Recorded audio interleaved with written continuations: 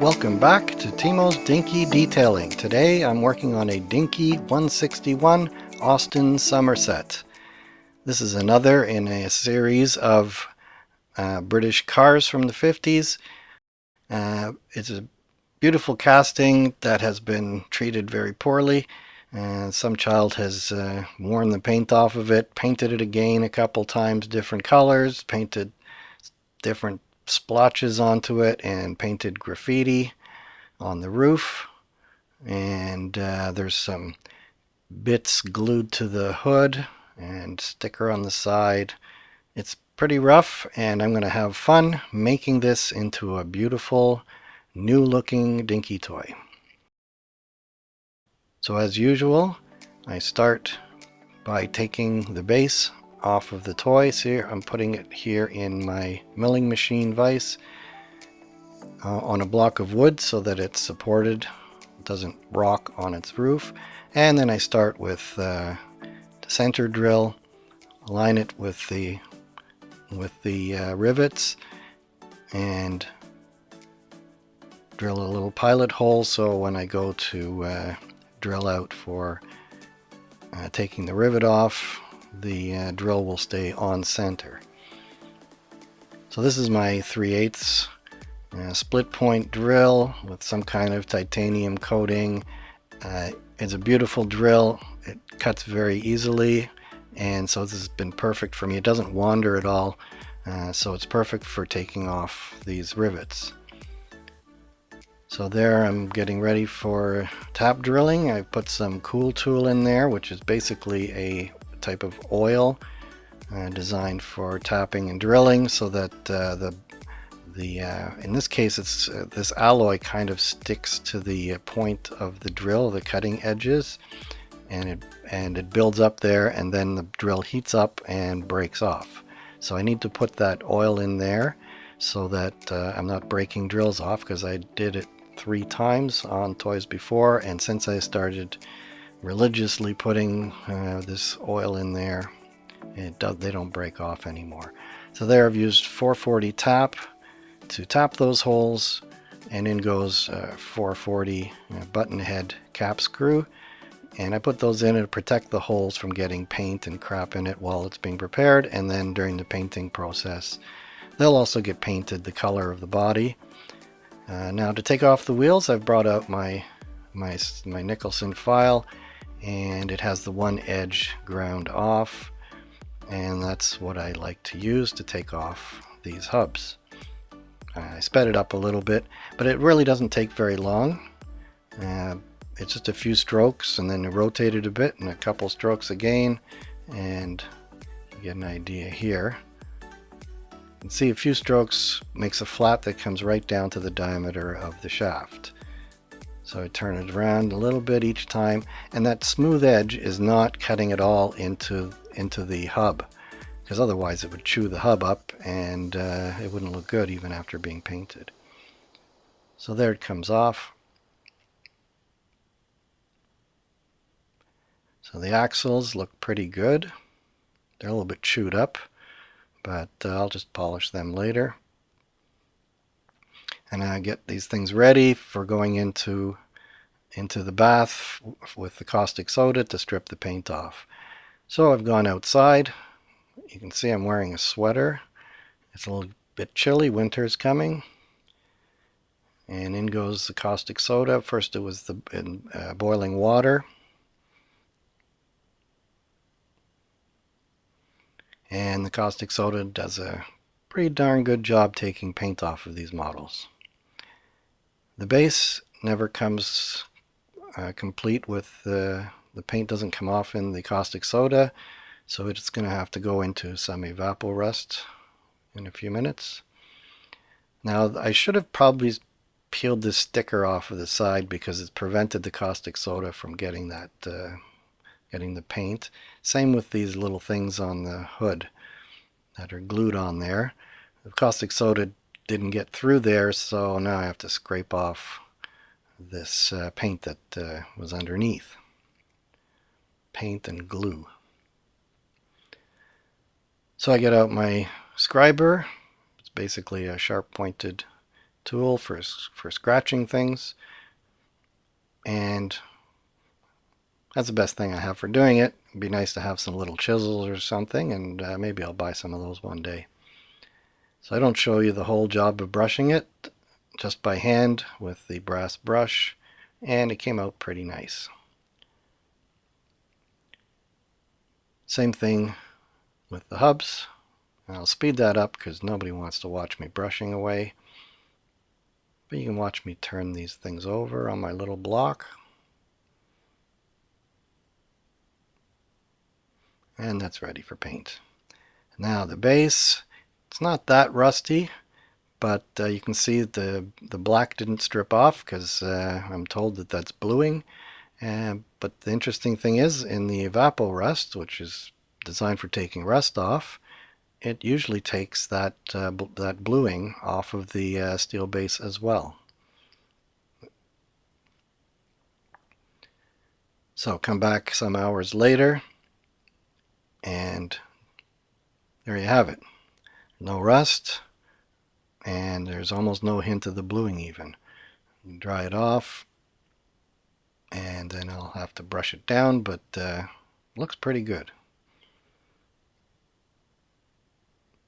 Now it's bent up a little bit, so I bring out my parallel pliers. These are pliers that used to have teeth on them, and I ground those teeth off because I wanted them for bending small sheet metal parts and that sort of thing.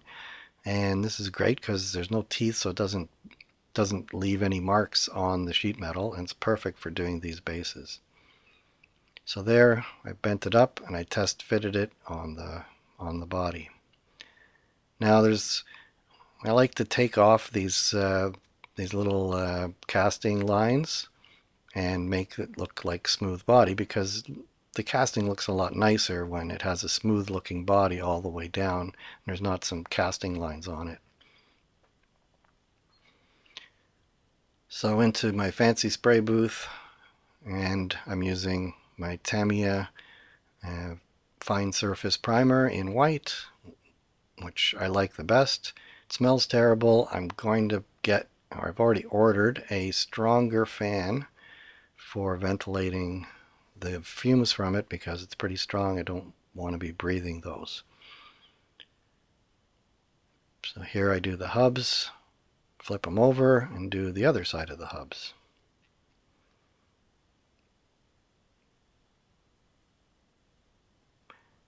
Speed all that stuff up because nobody wants to watch that for a long time. And here's the base. That's the inside I'm painting. I just have it on a magnet, and then later on I put the non-stick baking paper on the magnet so that it doesn't stick to the paint on the inside, and I paint the outside surface. And this is just hardware store semi-gloss black paint. So the casting now needs some work. It's got some rough areas. Not a really big deal, but I usually do this with all my models. I don't always show everything. In this case, I'll show a little bit here and there, but I like to get things out. Now I discover something. The window pillar is cracked. It's broken off, and in fact on both sides. You can see that it's cracked off there. So I'm going to have to repair that. I didn't even notice this until the thing has been painted. Sometimes you notice damage to the model only after you've painted it with the primer, because it gives it a nice clean even surface, so you see everything. With all that paint and mess, it's all camouflage, so you don't see that damage. So the method I'm using is what I've seen on other people's videos. A little bit of super glue, and I'm clamping it to a board so that it presses the roof down onto the pillars, and so that'll hold it in place while I put baking soda onto the super glue, and that dries the super glue instantly, but it also leaves a hard material. See, there's the baking soda I'm using. It leaves a hard material. You have to file it down smooth, but it glues it together very nicely and strengthens it and fills any gaps.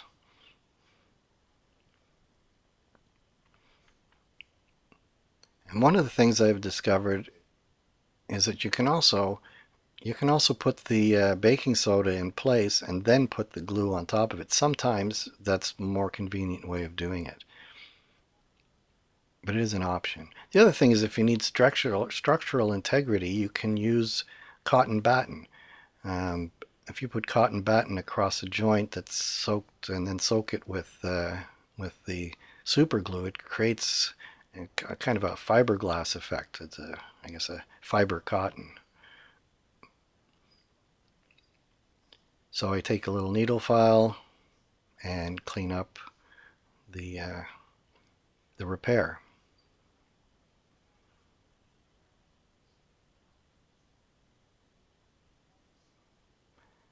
And then in the process I wound up cleaning up the edges of the window on the casting.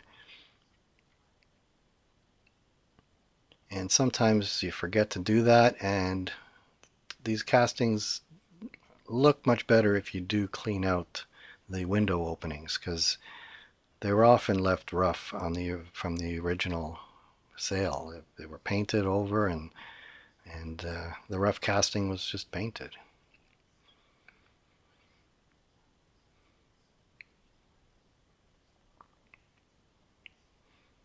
So that got all repaired and sanded. Has to go in, get a quick spray to cover that up again. So now I've got another model, the same one, and this is the paint job I want to use. In fact, the other model was the same color. You could tell from the inside, but not much, and you wouldn't be able to match the paint. But from this model, which is more severely damaged, it has good paint still, and I can match the color, because the yellow is always an interesting variation.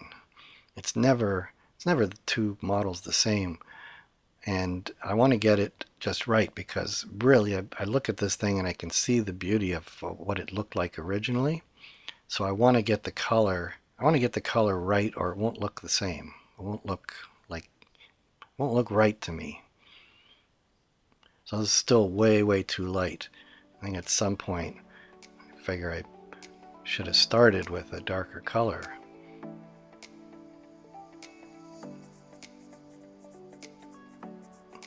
Getting closer.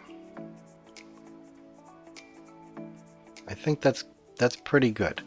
They have to remember this model is dirty too, so in goes the Mr. Hobby leveling thinner. This was very hard for me to get, and now that I have a big bottle, it's lasting me for a very long time. So that's for when you spray with that thinner in there, it dries more slowly, so it's able to level out and smooth out after you've walked away from it and it's sitting there drying. So it becomes more shiny than it was when you left the spray booth. It's brilliant stuff. And you find that if you look on people's advice on how to paint with even other colors, they all use the same stuff. Now here I was getting ready to add a little bit of orange to my red, and then I said, wait a minute, that's already close enough. So this is great, because this is the Mr. Hobby red, and it matches extremely well the original color, which is great because if I screw up on the painting and I need to mix up another batch, I just use the color straight out of the bottle. So now back to the yellow I mixed up into the airbrush.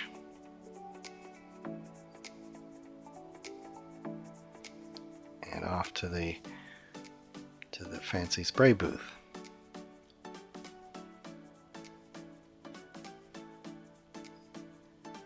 So I always start. It takes a while. I don't have a very thick setting of painting here. I want to put it on in light coats so I can get it nice and even. So we'll jump ahead, and you can see it comes out with a thicker color. Now I'll get you in the middle here. Please remember to press that button and subscribe and share, and also give a thumbs up. People forget to do that. And I thank you all very much for all your ongoing support, as I am getting a lot of support, and it's just wonderful. Feel free to comment anything you like, any questions you have. I pretty much answer everything. So I put a little bit of the yellow paint on the interior as well. because I had enough paint left over.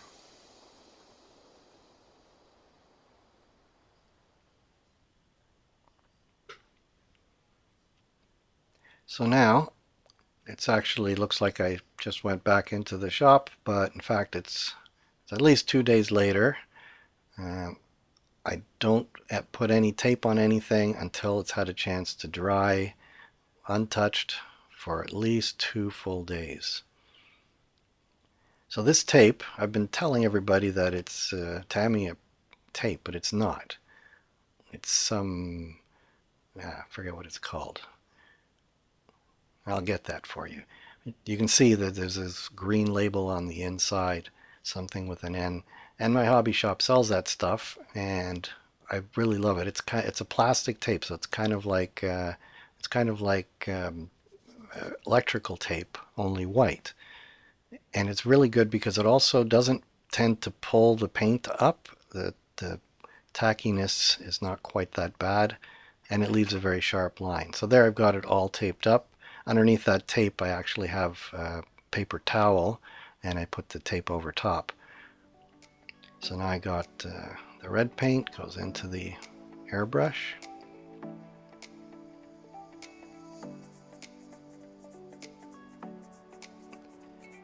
Yeah, I painted a model once. I just taped paper towel over, like in this case, over the roof, which I put the paper towel there first, but then I covered it with tape, because if you don't, the paint will soak right through the paper towel and spoil the paint job underneath.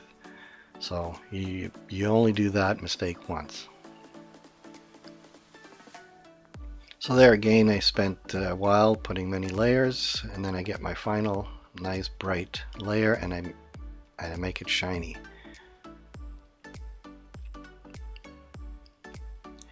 So now this is actually an hour or so later. When the paint is partially dried, that's when I take off the tape before it dries completely, and then starts giving you trouble not letting the tape go. So the paint is dry to the touch,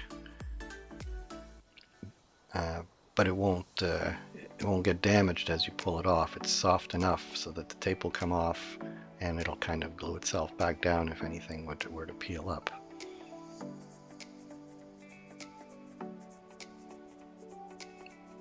So there, down to the actual tape line.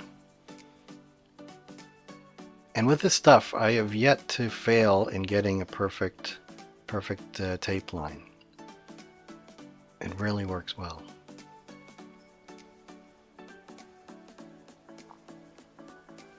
So that's a very nice job. I'm very pleased with that. And I put paper towels inside so that the inside of the cabin would be yellow. And there we have it. So now I take the same red and I give the same treatment to the hubs. So I'll speed that up because I don't want you running away because of that. Here's the other side, so I got to flip them all over just so you know I painted the fronts and the backs. I put those hubs on little pieces of non-stick baking paper because this is an hour later, so I flipped those over. I don't want the paint to still be sticky and stick to that block. So that keeps it from sticking even though it's only 1 hour dried. So off to the buffing wheel, and I clean up my axles. So 2 axles, I clamp them into the pin vise so that they don't jump out of my hands and fly somewhere across the shop, and I have to make a new axle. So there I've got my painted hubs, and you can see those little non-stick pads there. Those had been painted with clear coat. That's why the non-stick pads didn't have any paint on them. So now I've got my, these are O-rings. They're exactly the right size of the Dinky tires. And so I bought a bag of 50 of them, come from China. They're for some plumbing purpose, but just out of good fortune and a bunch of searching, I found these ones, and I can order them on Amazon. Take a few weeks to come, and they look absolutely perfect.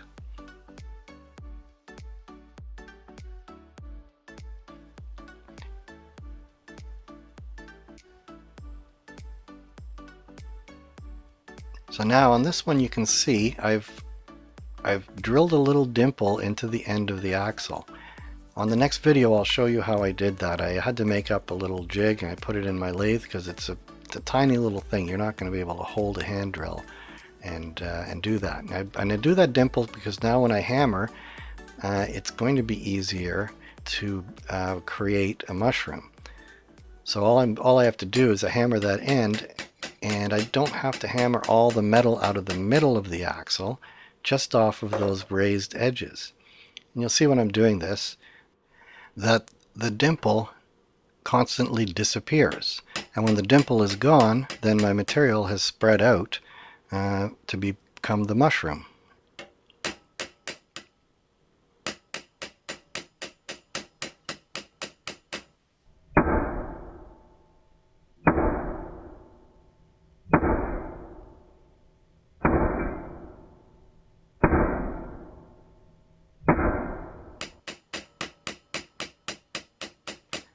So here you can see the dimple gets smaller and smaller until it's gone and my mushroom is ready.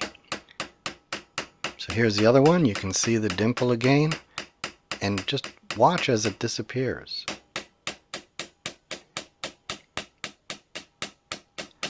And this is so many fewer hammer hits than it took without putting that little dimple in there.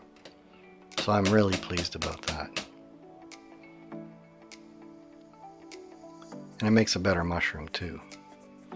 Okay, that went by too fast. There it is.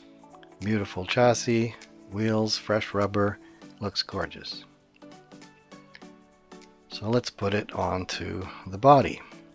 Now the body's not ready.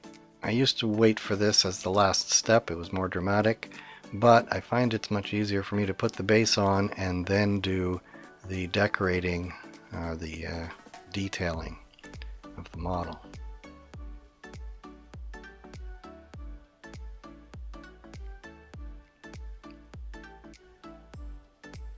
So there are my painted screws. I decided to go with the red paint.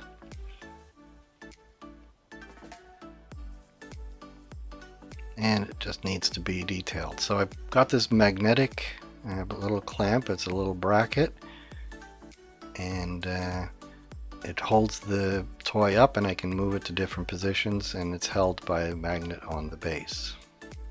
Now I've punched a hole in a piece of tape, and then I've put one cut in it so that I can match the curve to the headlight.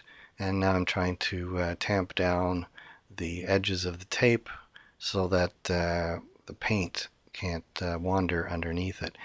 This is a bit of a challenge because I'm going to be using the chrome paint, which is a very, very thin paint that just wants to go by capillary action underneath the tape. I'm thinking I should buy some of that white plastic tape, but bigger one that I can use to go around these headlights, because this doesn't seal for me perfectly. So anything that goes under, I have to come afterwards and paint it with some red paint. Fortunately, the color is straight from the bottle of Mr. Hobby, so that when that happens, it's not hard for me to mix up some paint. It's already mixed up. So here I'm using the Molotov silver chrome paint and my Tamiya brush, and then I let it dry, but it looks like I didn't, but that's what happens when you edit the video and take out the time that was spent. So you can see there was a little bit that had gone under the tape, and in this shot I've already fixed it. I didn't put it on camera fixing it, but I did. So I'm speeding this up quite a bit. You can see there's a lot of little details. This is a very interesting grille on this car. It has these two little satellite grills, and it looks terrific when it's done. So I want to make sure that I get the color on there nicely and cleanly. Now here's my favorite trick, is the silver headlights I painted. That's just the rim around them. I'm painting the actual glass part of the headlight white, and it gives it a look like the headlights are on. And I really like that look, so it goes on all my models now.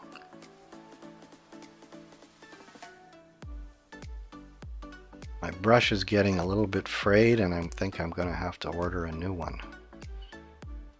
Because this stuff is important, and if you got a few bristles that are sticking askew, it doesn't help your detailing work. You can see it doesn't look great.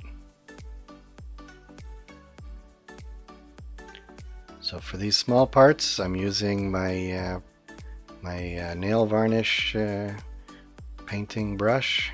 These tiny little brushes are designed for painting lines on ladies' fingernails. And the other end has a ball. I'm going to show you that in a moment. And I use that ball, it's a dot painting ball, for painting small objects on the car.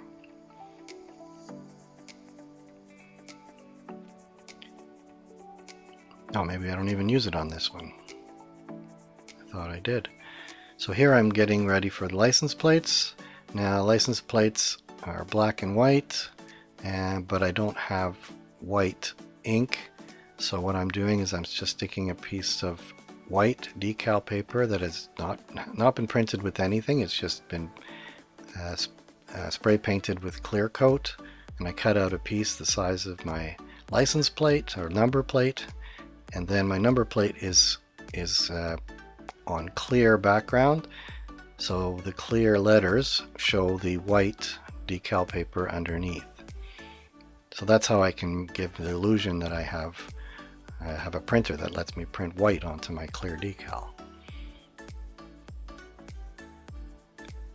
Now the front, the casting was damaged. I could have tried to repair the bottom of the thing so that I could have a square number plate or a rectangular number plate. It's all worn down. So I thought, well, why don't I just do a trick I've done before? I use this thin plastic and I put the decal on the plastic and then glue it on the worn out number plate area. And I glue it there with my 5-minute epoxy. Love this stuff. And that's my old credit card I use as a mixer and spreader. I can cut it to whatever shape I need and then put the thing on there, and you watch, look at it go. It wants to go in the right place. It moves by itself. So just to remind you of where we began, this is a very well played with model that's been painted and graffitied and stuff glued on the hood.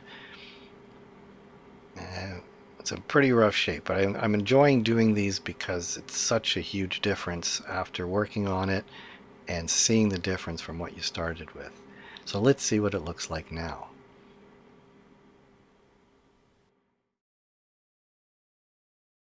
Now, I have to say that this is perhaps my favorite toy this far. It's the most beautiful colors. It just looks like it just looks magical, like it's made of fire. I just love it. And what's great is I can imagine a child getting this toy in such beautiful colors. My goodness. Oh, just a wonderful, wonderful toy.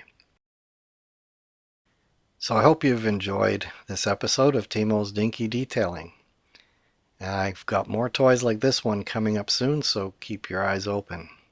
So until next time, be seeing you.